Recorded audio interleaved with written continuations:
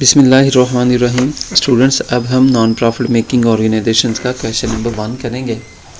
तो non profit making organisations में हम चूँकि इनका बुनियादी मकसद नफ़ा कमाना नहीं होता, लेकिन इनमें रिसीट्स और पेमेंट्स होती हैं, तो हमें इसका इनकम एंड एक्सपेंडिचर अकाउंट बनाने का कहा जाता है क्वेश्चन के अंदर। और ये आइकम पार्ट 2 और बी कम पार्ट 1 में कंपल्सरी क्वेश्चन आता है।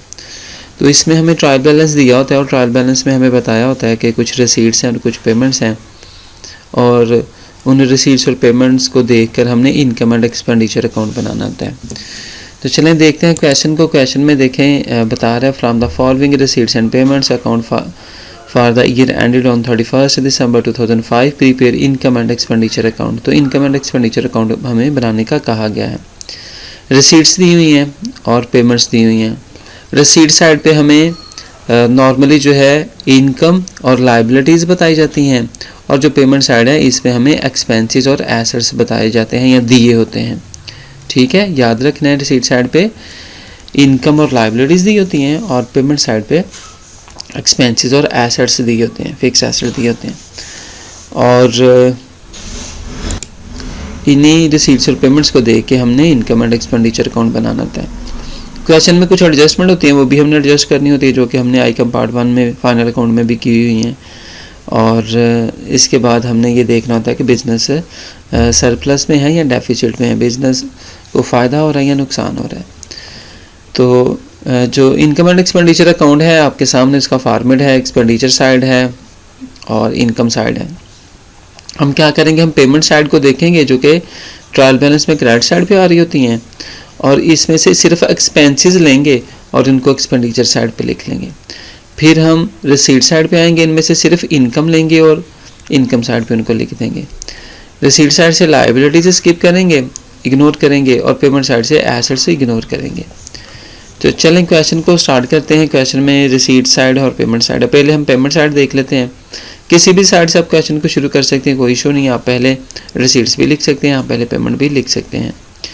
तो पेमेंट साइड से देखें, पहले सैलरीज एंड वेजेस हैं, ये एक्सपेंस है, तो हम सैलरीज एंड वेजेस लिख लेंगे एक्सपेंडिचर साइड पे। इसके बाद रेंट एक्सपेंस है, इसको हम एक्सपेंडिचर साइड पे रेंट लिख लेंगे। जनरल एक्सपेंसेस, ये भी एक्सपेंस है, इसको भी हम एक्सपेंडिचर साइड पे लिख लेंगे। फर्नीचर ये एसेट है, बैलेंस शीट की आइटम है, तो इसको हम यहाँ पे इग्नोर कर देंगे, छोड़ देंगे, ये हम इनकम एंड एक्सपेंडिचर अकाउंट में नहीं लिखेंगे। इसके बाद प्रिंटिंग एक्सपेंसेस हैं, तो ये एक्सपेंस है, इसको हम लिखेंगे प्रिंटिंग एक्सपेंसेस एक्सपेंडिचर साइड पे। रिपेयर चार्जेस हैं, ये भी एक्सपेंस है, तो ये हम रिपेयर चार्जेस लिखेंगे 300। इसके बाद एंड पे दिया हुआ है कैश बैलेंस है, ये कैश इन हैंड है। 31 दिसंबर 2005 को जो उसके पास कैश इन हैंड है वो 21,830 है, तो ये कैश बैलेंस है, एसेट है, ये भी बैलेंस शीट की आइटम है, इसको हम स्किप कर देंगे।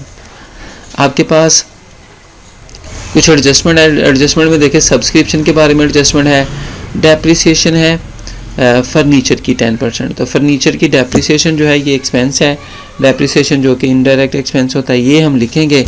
और लाइफ मेंबरशिप फ़ी के बारे में बताया हुआ है कि इसको क्रेडिट करेंगे रेवेन्यू के तौर पर।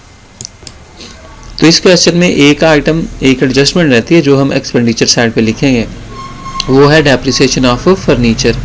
तो फर्नीचर हमें जो है वो पेमेंट साइड पे दिया होगा, पेमेंट साइड पे 1600 का फर्नीचर दिया हुआ है, इसके 10% डेप्रिसिएशन है, तो इसकी हम डेप्रिसिएशन चार्ज करके वो हम लिख लेंगे।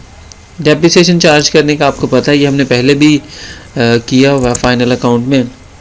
1600 फर्नीचर की अमाउंट है, तो इसका हम 10% ले लेंगे, तो हमारे पास इसकी डेप्रिसिएशन आ जाएगी जो कि 160 बनती है। ठीक है, ये हम लिख लेंगे। अब जो है एक्सपेंडिचर साइड हमारी कंप्लीट है। अब हम आ जाएंगे पेमेंट साइड पे। रिसीट साइड से हम लेंगे, रिसीट साइड से इनकम लेंगे और वो हम लिखेंगे। सबसे पहले बैलेंस बताया हुआ है 1/1/2005 को, जो ओपनिंग कैश बैलेंस था उसके पास वो 2480 था, और साल के एंड पे देखें उसका कैश इंक्रीज़ हुआ है, कैश इन हैंड इंक्रीज़ हुआ है। तो ये ओपनिंग कैश बैलेंस है, एसेट है ये भी, तो इसको हम स्किप कर देंगे, इग्नोर कर देंगे। सब्सक्रिप्शन ये इनकम है, इसको हम लिखेंगे। सब्सक्रिप्शन 3260 है, और इससे रिलेटेड एडजस्टमेंट भी है। एडजस्टमेंट में बता रहा है subscription in arrears amounting to 700। तो जो सब्सक्रिप्शन है वो रिसीवेबल है, एरियर्स है, बकाया जात में है, अभी रहती है। तो इनकम है तो रिसीव करने वाली, अगर एक्सपेंस होता तो पे करने वाला होना था। तो एरियर्स हो, आउटस्टैंडिंग हो, ड्यू हो, तो ये ऐड कर लेते हैं मुतलका अकाउंट के अंदर ही। तो सब्सक्रिप्शन एरियर्स में आ रही है, तो ये सब्सक्रिप्शंस में 700 मज़ीद ऐड कर लेंगे और टोटल हम अपनी सब्सक्रिप्शन जो हमें रिसीव होगी वो हम लिख लेंगे।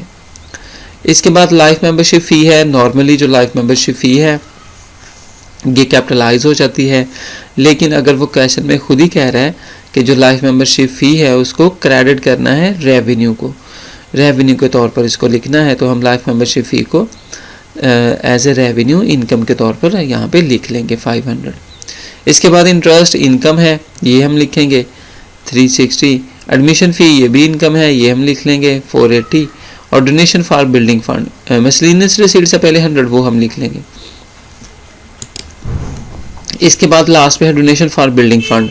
याद रखें क्वेश्चन में सबसे इम्पोर्टेंट एडजस्टमेंट ये है, आइटम ये है donation for building fund. Normally donation जो है वो रिसीट इनकम होती है, लेकिन अगर किसी ख़ास मकसद के लिए स्पेशल पर्पज़ के लिए डोनेशन की जाए तो वो लाइबिलिटी कंसीडर की जाती है।